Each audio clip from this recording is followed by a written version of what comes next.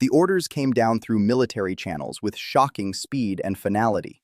American forces stationed across Europe, the thousands of troops, aircraft, armored units, and support personnel that have formed the backbone of NATO's deterrent posture for decades, began receiving deployment notifications. Not for exercises, not for rotations, for withdrawal. Complete, systematic withdrawal from European soil back to bases in the continental United States. The 173rd Airborne Brigade in Italy received orders to pack up and redeploy stateside.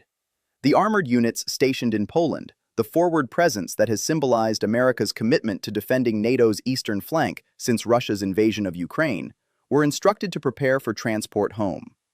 The Air Force squadrons at Ramstein in Germany, the logistical heart of American military operations in Europe, began inventory procedures for equipment drawdown. And across multiple countries, in the span of 72 hours, the largest repositioning of American military forces since the end of the Cold War began quietly, methodically, and with devastating finality. European defense ministers were blindsided. Calls to the Pentagon went unanswered. Requests for clarification met bureaucratic stonewalling. By the time official announcements were made, the withdrawal was already underway, presented not as a proposal for debate, but as a fait accompli. The president's statement was brief, framed in terms of burden sharing, fiscal responsibility, and the need for European allies to take primary responsibility for their own defense. America was coming home. And then the world watched to see how Moscow would react. Putin had spent years demanding NATO withdrawal from Eastern Europe, threatening consequences if Western forces remained near Russia's borders, claiming that American military presence in Europe justified Russian aggression and military buildup. Now, suddenly, shockingly, America was leaving, not because of Russian threats, not as part of a negotiated deal, but unilaterally, without warning, creating the exact strategic vacuum Putin had publicly claimed to want. What happened next was not what anyone expected. Russia did not celebrate.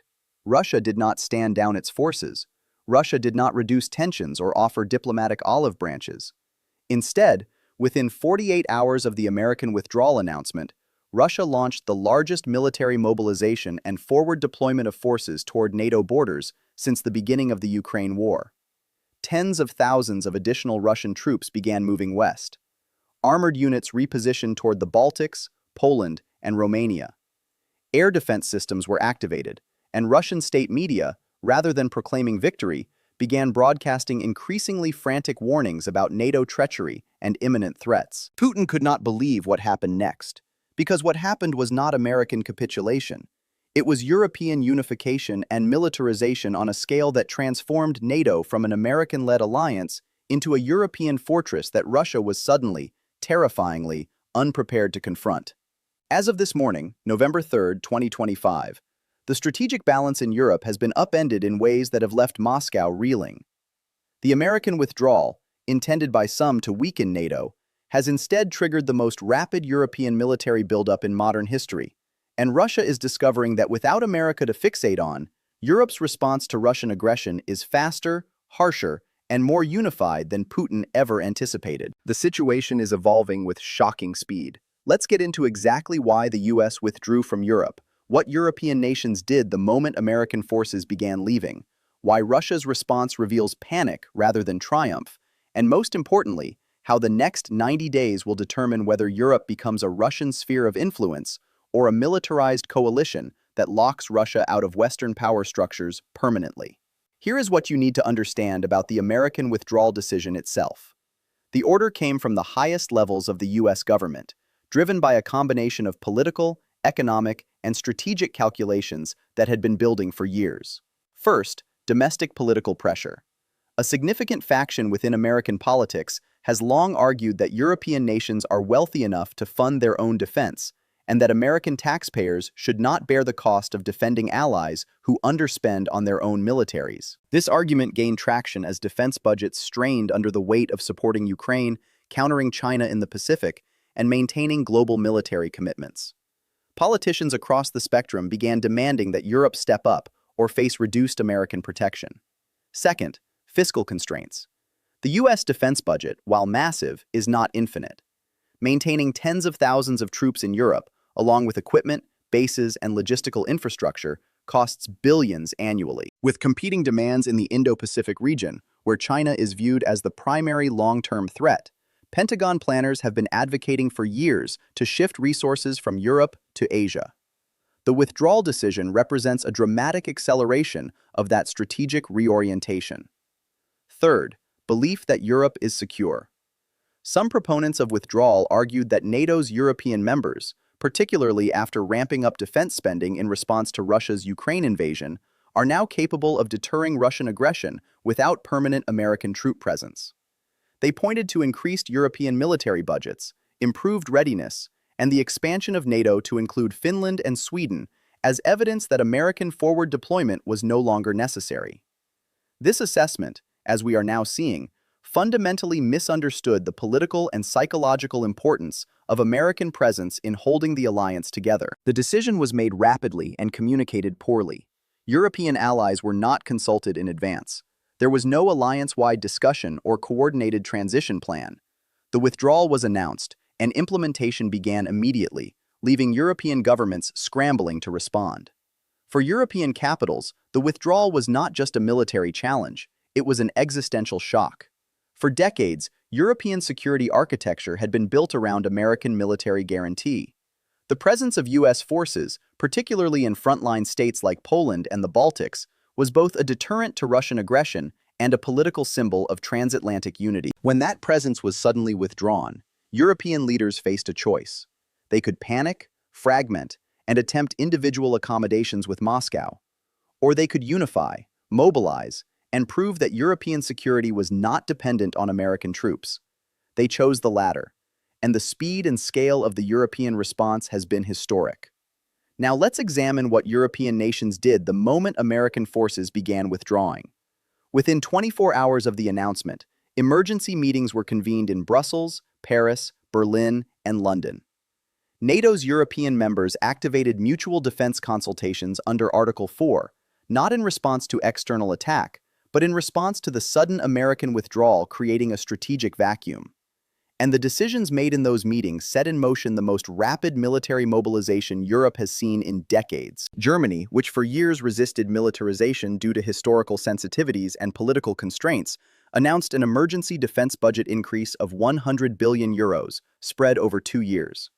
Chancellor Scholz, in a televised address, declared that Germany would immediately expand the Bundeswehr, reinstate extended conscription, and position permanent heavy brigades in Poland and the Baltic states to fill the gap left by departing American forces. Within 48 hours, German armored units were moving east. France, under President Macron, announced that French forces would deploy to Eastern Europe in numbers not seen since the Cold War.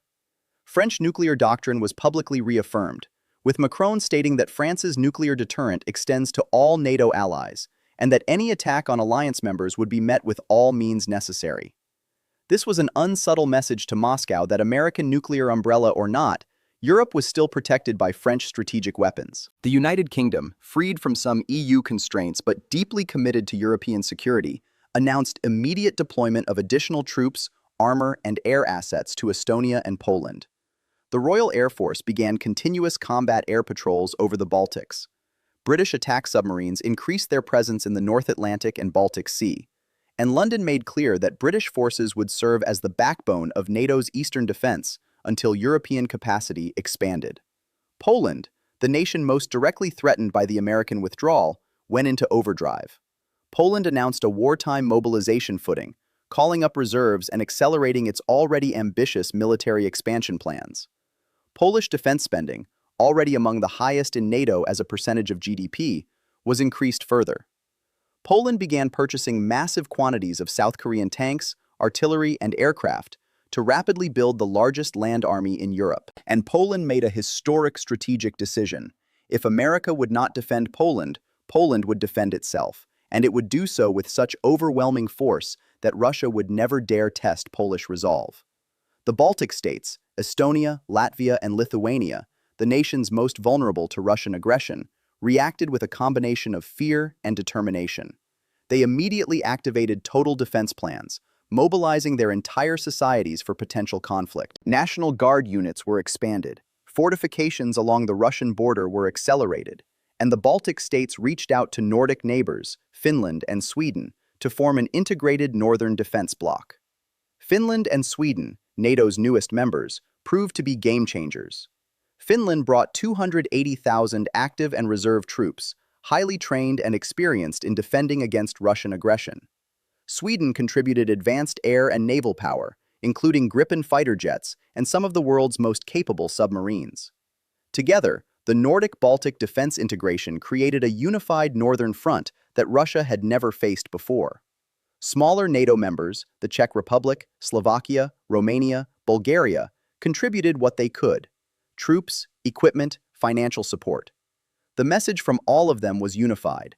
American withdrawal would not break NATO, it would forge it stronger. The European Union itself took unprecedented steps. For the first time, the EU activated provisions allowing joint defense procurement and coordinated military planning outside NATO structures. This was not intended to replace NATO, but to ensure that European security would not collapse if American commitment wavered. Within 1 week of the American withdrawal announcement, Europe had committed to deploying over 100,000 troops to NATO's eastern flank, doubling defense budgets across multiple nations, and integrating command structures in ways that had been discussed for years but never implemented. Now let's talk about why Putin could not believe what happened. Because Russia's response reveals that Moscow completely misread the strategic implications of American withdrawal. Russian state media initially celebrated the US announcement, framing it as proof that America was abandoning its European allies and that NATO was fracturing. Putin's propagandists declared victory, claiming that Russian strength and resolve had forced America into retreat. But within days, as European mobilization became visible, the tone shifted dramatically. Russian officials began expressing alarm, not celebration. The narrative changed from "America is weak" to "Europe is preparing aggression." And Russian military forces, rather than standing down, began mobilizing and deploying forward in what can only be interpreted as panic. Here is why Putin miscalculated so catastrophically. First, Putin believed that without America, European nations would fragment and seek individual deals with Russia. He assumed that countries like Germany, dependent on Russian energy and historically reluctant to militarize, would prioritize economic ties and stability over confrontation. He expected Poland and the Baltics to panic and either accept Russian dominance or collapse into internal political chaos. None of that happened. Instead, the American withdrawal triggered the opposite reaction: European unity, militarization, and determination to prove that European security did not depend on America. Second, Putin underestimated European military potential. Russia has fixated on American power for decades, viewing the US military as the primary threat and treating European forces as secondary. But Europe's combined military potential, when mobilized and coordinated, is formidable. Europe has larger population than Russia. Europe's combined economy dwarfs Russia's. Europe's industrial capacity, technological sophistication, and access to resources far exceed anything Russia can match. The only thing Europe lacked was political will to mobilize and coordinate. The American withdrawal provided that catalyst. Third, Putin failed to recognize that his own actions in Ukraine destroyed any European appetite for accommodation with Russia. Before 2022, some European nations were open to engagement, trade, and diplomatic normalization with Moscow. After Bucha, Mariupol, and 3 years of atrocities, that appetite is gone. European publics and governments view Russia as an existential threat that must be contained, not a partner to be accommodated. The American withdrawal did not make Europe want to appease Russia. It made Europe realize it had to take Russian threats seriously and build the capacity to confront it independently. Fourth, Putin assumed American withdrawal meant end of NATO. It did not. NATO is a political alliance bound by treaty commitments that exist whether or not American troops are physically present. Article 5, the collective defense provision, remains in force. European NATO members reaffirmed their commitment to mutual defense the moment America announced withdrawal. What changed was not the alliance's existence, but the distribution of military burden. Europe is now taking primary responsibility for its own defense, which paradoxically makes NATO stronger because it is no longer dependent on a single member's political whims. Now let's examine Russia's panicked military response. Within 48 hours of the American withdrawal announcement, Russia began one of its largest military mobilizations since the Ukraine war began. Tens of thousands of additional troops were ordered to deploy toward NATO borders. Armored units in central Russia received movement orders westward. Air defense batteries were activated along the border with Finland, Poland, and the Baltics. This is not the behavior of a confident power celebrating strategic victory. This is the behavior of a regime that suddenly realized it has lost the strategic narrative it spent years constructing. Putin's entire justification for military buildup and aggression rested on the claim that NATO, led by America, was encroaching on Russia's borders and threatening Russian security. With America gone, that narrative collapses. Russia is now facing not American aggression, but European self-defense. And European self-defense, driven by recent memory of Russian atrocities in Ukraine, is far more implacable and less constrained by global strategic considerations than American policy ever was. America worried about China, the Middle East, and maintaining global alliances, which moderated its European commitments. Europe worries only about Russia. And a Europe singularly focused on containing Russian threat is a far more dangerous adversary for Moscow than an America balancing global commitments. Furthermore, Russia's military is in no position to confront a mobilized Europe. Russia has lost over 1.38 million casualties in Ukraine. Its equipment stocks are depleted, its economy is strained, its military is exhausted, demoralized, and stretched thin. The idea that Russia could launch successful aggression against a unified militarized Europe is fantasy. Putin knows this, and that knowledge is driving the panicked Russian response. Now let's talk about what happens in the next 90 days, because the current trajectory leads to one of several possible outcomes. In the first scenario, European militarization continues, consolidates, and creates a permanent security architecture that does not depend on America. Germany, France, UK, Poland, and the Nordic states form the core of a European defense coalition that fields hundreds of thousands of troops, integrated command structures, and the political will to confront Russia indefinitely. This Europe is no longer reliant on American protection and makes independent strategic decisions, some of which may diverge from American interests. Russia, faced with this reality, accepts that westward expansion is impossible and focuses on consolidating control over territories already seized in Ukraine. This scenario creates a stable but divided Europe, with Russia permanently locked out of Western institutions. In the second scenario, European mobilization falters due to political divisions, economic constraints, or public resistance to increased militarization. Cracks appear in the unified response. Some nations pull back commitments, defense budgets fail to materialize. Russia, sensing weakness, begins probing operations, testing European resolve with limited incursions or hybrid attacks. This scenario leads to instability, potential conflict, and possible Russian gains if Europe fails to maintain cohesion. In the third scenario, Russia, panicked by European mobilization and fearing encirclement, escalates dramatically.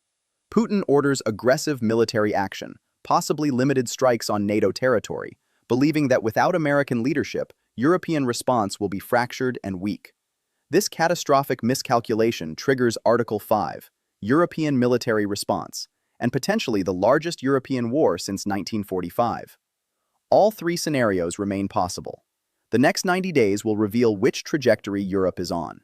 Critical indicators include whether defense budget increases are actually implemented, whether troop deployments to eastern flank continue, whether European publics support increased militarization, and whether Russia conducts provocations to test European unity. Subscribe to this channel right now. Hit that notification bell because the American withdrawal from Europe and Europe's response is the most significant shift in transatlantic security in 75 years, and the next 3 months will determine the future of European security architecture. We will be tracking every troop deployment, every political decision, every Russian provocation, every indication of whether Europe can sustain its mobilization or whether cracks appear. The history books will record that America withdrew from Europe and that Putin expected NATO to collapse. They will record that instead, Europe unified, militarized, and confronted Russia with a determination that shocked Moscow. Right now, German tanks are rolling toward Poland. French forces are deploying east. British jets patrol Baltic skies. And Russia, which spent years demanding American withdrawal, is discovering that an independent, militarized Europe focused solely on Russian containment is far more dangerous than American-led NATO ever was. The US pulled its forces. Putin thought he won. Then Europe mobilized like never before, and Moscow realized too late that it had not achieved victory.